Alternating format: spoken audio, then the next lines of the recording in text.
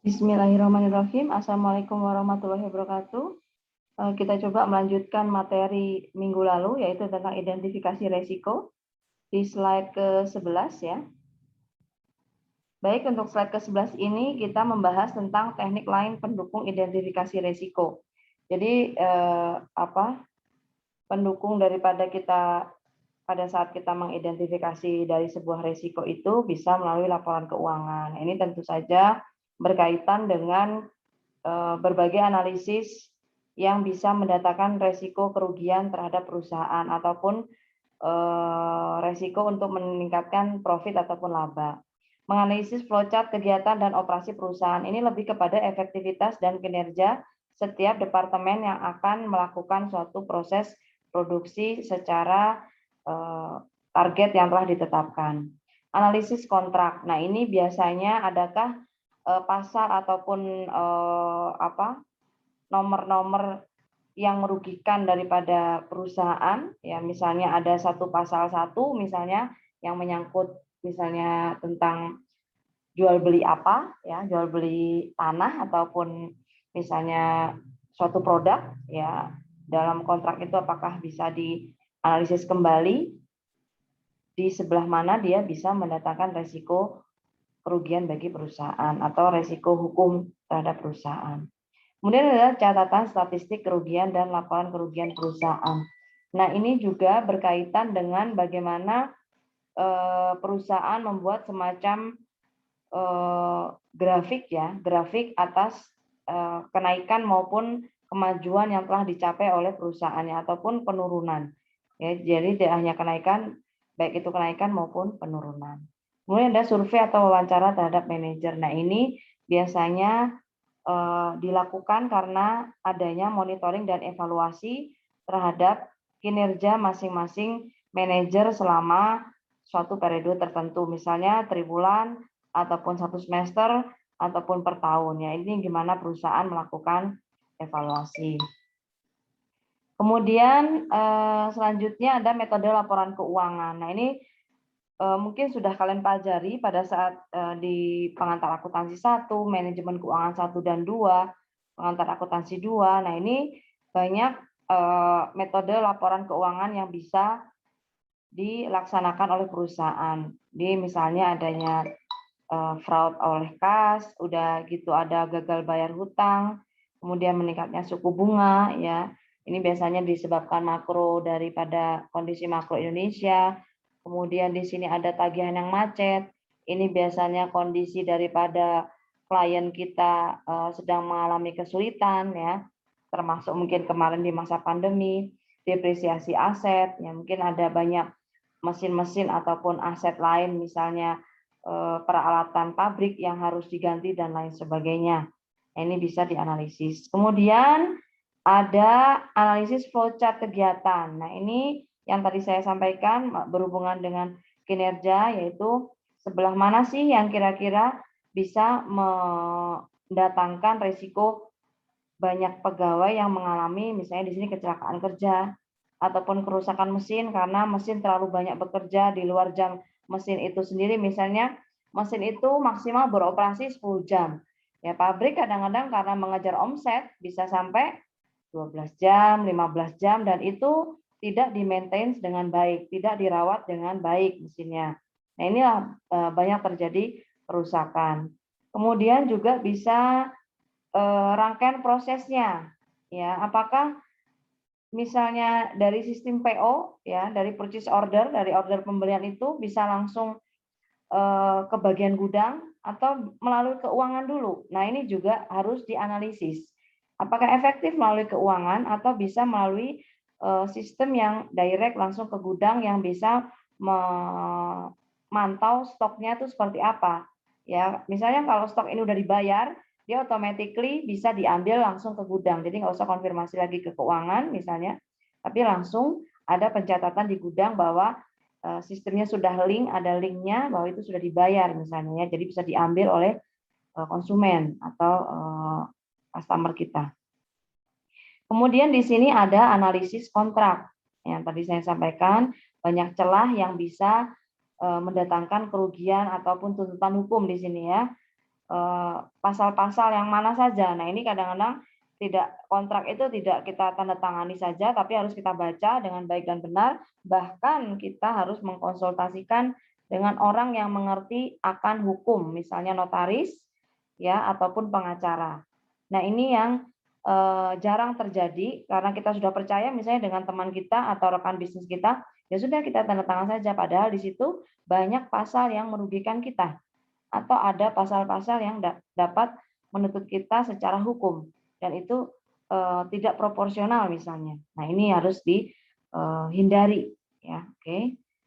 Next kita ke catatan statistik. Nah, ini tadi berhubungan dengan grafik naik turunnya suatu proses risiko yang terjadi di perusahaan berdasarkan laporan keuangan juga.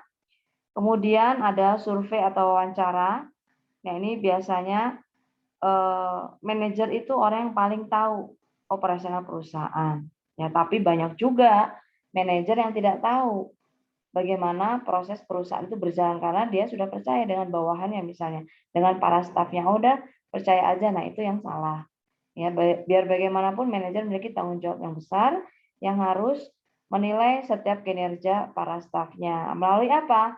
Mungkin salah satu indikatornya melalui KPI yang mungkin tiap hari ada pelaporannya, kamu sedang mengerjakan apa hari ini, ya, dari jam 8 sampai jam 5, working hours tuh ngapain aja sih gitu, apa yang dikerjakan.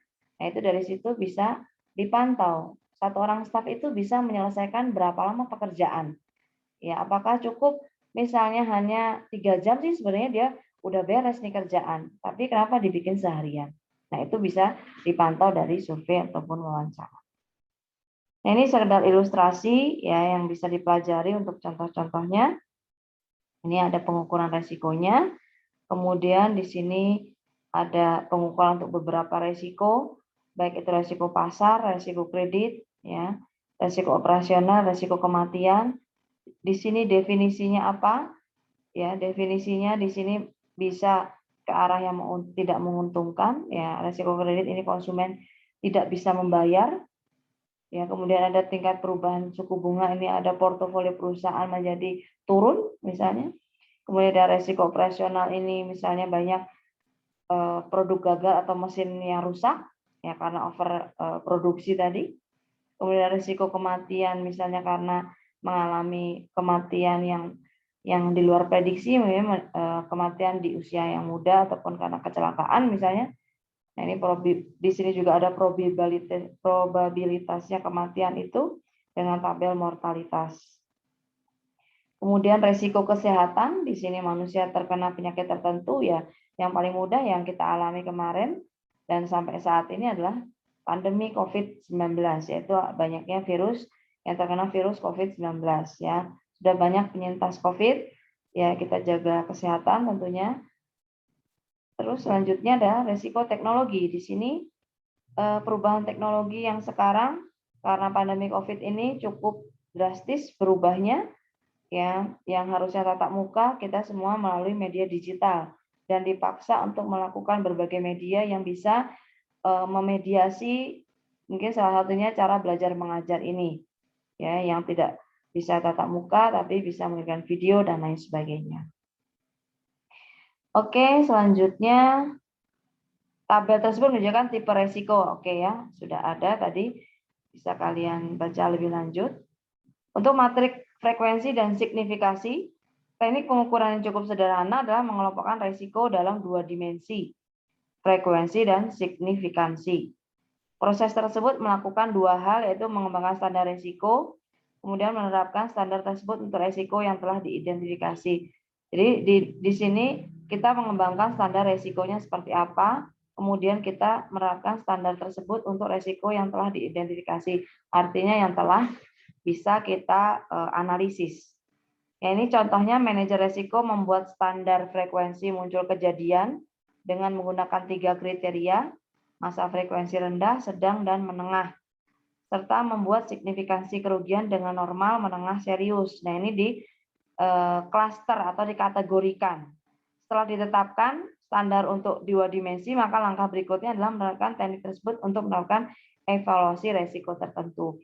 Jadi kita mengklaster misalnya kalau resiko mau tingkat akhir itu resikonya ya kita mengklaster dari yang tertinggi dulu. Wah, susah moodnya untuk menyusun skripsi misalnya. Kemudian menengahnya adalah susah menentukan judul, dan yang ketiga misalnya menemukan jurnal referensi yang tepat. Nah, ini bisa diklasterkan menjadi kriteria-kriteria tadi. Ya, kemudian setelah kita mengklasterkan, kita coba mengevaluasi ya, gimana mengusir rasa mood yang hilang tersebut. Ya, misalnya kita berdialog dengan dosen pengampu, misalnya kalian mengambil judul MSDM, berdialog dengan misalnya Pak Joko atau Pak Aep ya, sebagai dosen mata kuliah MSDM misalnya yang dipilih oleh prodi ya, atau juga bisa sharing dengan kakak angkatan ya. Itulah cara mengevaluasi resiko-resiko tersebut. Nah, ini contoh yang paling mudahnya yang kalian mungkin akan alami ke depannya nanti di perkuliahan selanjutnya. Selanjutnya adalah ini ilustrasi masih ya, bisa nanti dibaca. Kemudian ini matrik resiko, ini seperti halnya kita nanti belajar di strategik ya. Kita ada di resiko kesalahan manusia yang mana nih? Yang tinggi misalnya. Ya, yang mengusir mood tadi menurut kalian adalah yang tinggi resikonya. Yang rendah di sini mencari jurnal referensi. Ya, disinilah penggolongan tingkat signifikasinya. Baik, terima kasih atas perhatiannya. Sekian penjelasan tentang materi hari ini. Terima kasih. Wassalamualaikum warahmatullahi wabarakatuh.